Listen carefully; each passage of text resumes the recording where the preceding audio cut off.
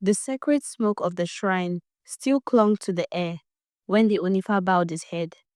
Kabiesi, even if I take you to her, you cannot bring her out. She's with the gods. She speaks with her ancestors. The king's hand trembled. Slowly, he released the priest garments, dismissed the court, and sank into his throne, a ruler with no power over fate. On the seventh day, Ayola returned, exhausted, spirit worn, her steps slow, but her spirit unbroken. The king ran to her, his voice trembling, as he ordered the maid to tend to her. He remained with her through every breath. And when the chamber finally emptied, Ayola spoke. Kabiesi, I will never be able to give birth again. The king said nothing. He only held her as her tears soaked through his clothes on his chest. That night, they clung to each other like people holding on to borrowed time.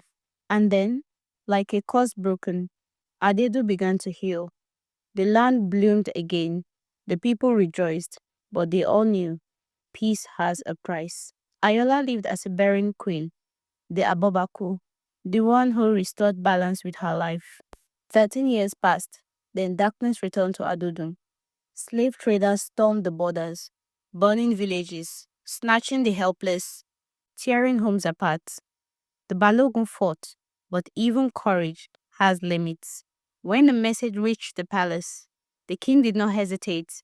He wore his battle garments, kneeled in the shrine for 7 days, and marched with his strongest warriors. The war lasted 2 merciless years, and when it ended, Adodun won. But their victory came with a wound that never healed.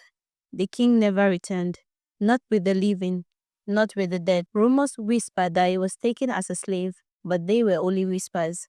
The truth faded with the dust on the battlefield. Ayola's fate hung in balance, for the Abobaku only dies when her king dies. But no one could say whether Adotudurilo lived or perished. And so Ayola stayed, in the palace, in silence, in waiting, waiting for her king, dead or alive.